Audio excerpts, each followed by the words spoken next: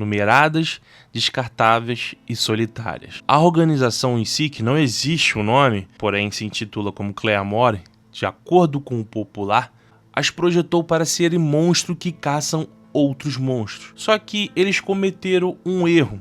Subestimaram a capacidade humana de criar laços. Mesmo quando tudo parecia perdido, o sentimento humano fala um pouco mais alto.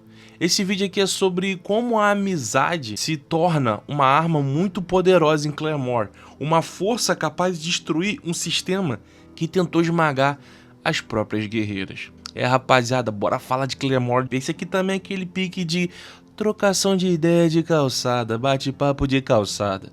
Então já tá chegando aí, pô, aí, mano, olha, ali do lado ali, ó, deixei ali uns pães de sal ali, pá, do outro lado tem mortadela, presunto, queijo, fica à vontade, coquinha, guaraná, tá ligado? Naquele naipe, senta na calçada aí, bora trocar ideia, pô. Vou falar um bagulho aqui e venho trocando junto, fechou? Seja bem-vindo ao TNS, aqui quem fala com vocês é o Wallace e let's get it.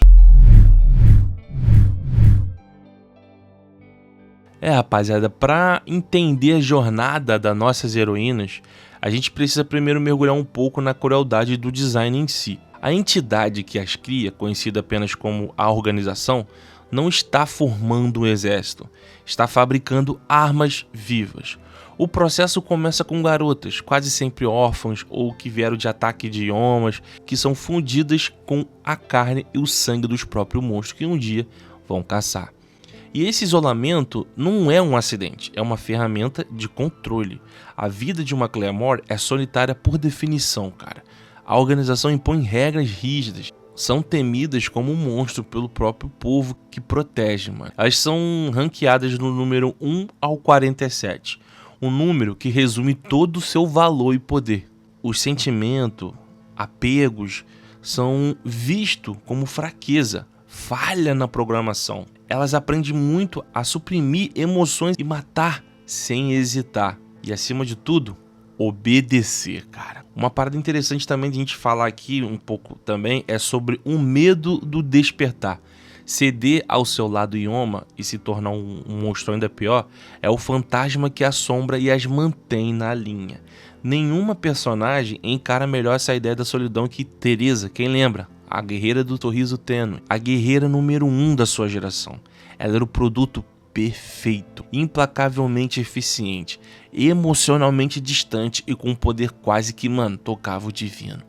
Para Teresa, as regras e a solidão não eram uma prisão, era simplesmente como o mundo funcionava. Até que ela encontra uma criança, uma menina que se agarra a ela e se recusa a ir embora. Essa menina era Claire. Ao permitir que Claire a seguisse, Teresa cometeu um ato até de rebelião. Ela escolheu a conexão em vez do isolamento. Ela deu um nome à menina, a protegeu e no processo redescobriu a sua própria humanidade. E não se arrependeu, tá?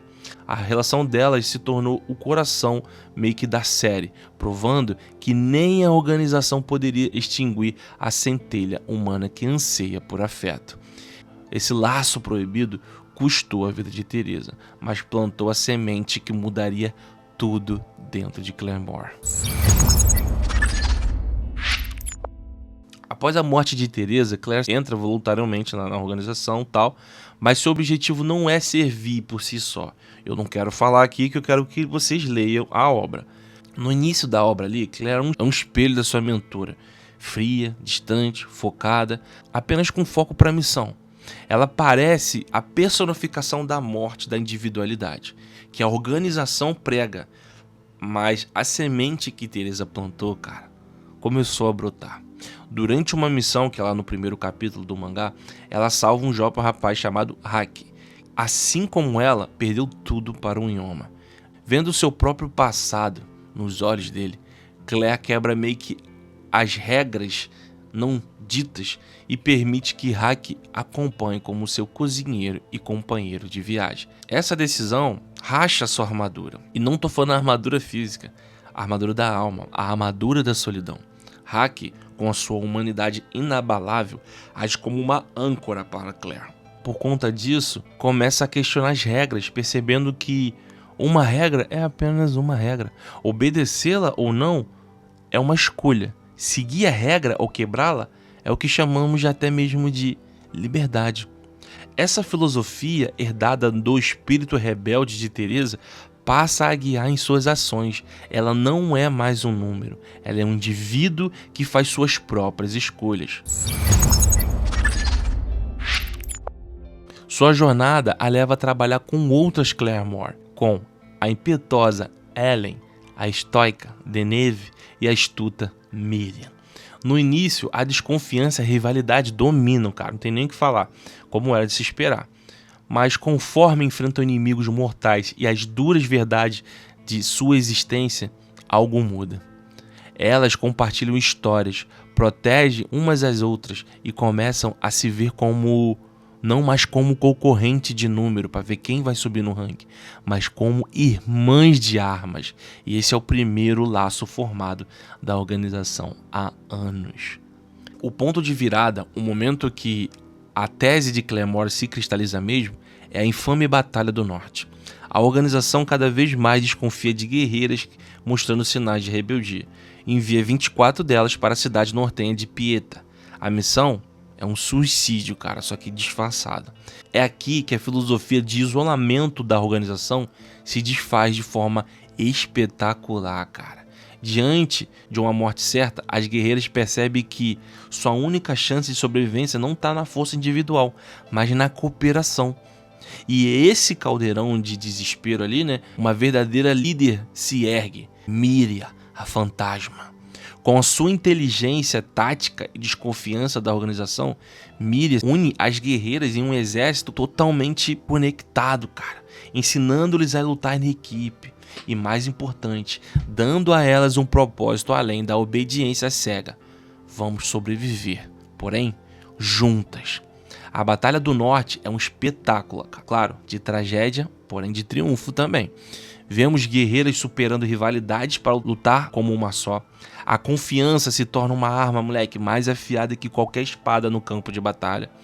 No fim, a batalha é completamente devastadora. A maioria das guerreiras morrem, mas algumas sobrevivem. 7. E essas 7 vão mudar tudo. Eu não vou falar quem sobrevive para você acompanhar a Batalha do Norte aqui, né? E elas tomam uma decisão muito importante, essas 7. Elas escolhem a irmandade em vez da servidão. Esse grupo, as Fantasmas do Norte, representa a tese final da história. Elas são a prova viva de que a tentativa da organização de matar a individualidade falhou. Em vez disso, elas criaram algo muito mais poderoso, um coletivo forjado por lealdade. Claro, ainda tem uns elementos mágicos que é confiança e um objetivo em comum. A jornada de Claremore é um poderoso testamento à resiliência do espírito humano, cara. Começa com a morte da individualidade, um processo brutal que transforma meninas em armas. Mas, como vimos através de Teresa, Claire e finalmente as 7 sobreviventes, essa supressão nunca foi total. A necessidade de conexão, amizade e confiança é uma força da natureza que não pode ser extinta. Da solidão imposta pela organização, vimos a centelha da humanidade reacendida. E dessa centelha, vimos a ressurreição do grupo, um coletivo forjado no fogo da batalha que se tornou a força mais poderosa do universo de Claremore. Claremore, uma parada interessante é que ela se destaca por sua profunda exploração da força e da camaradagem feminina. Mostra que o verdadeiro poder não está no indivíduo isolado, mostra que isso é uma fraqueza. Mostra que o poder em si está na união de um grupo que se recusa a ser quebrado. Mas e aí, rapaziada, essa aqui é a minha análise, minha trocação. Joguei pra rede, joguei na roda aí, ó, lá ele. E aí, agora eu vou comer aqui meu pãozinho de sal, vou tomar a coca. A vez de vocês falar aí, tô aqui só observando, tô escutando aqui. Fala aí, pô, o que você acha? Bora trocar ideia, fechou? É nóis, rapaziada, tamo junto, tô na safe, é nóis e fui.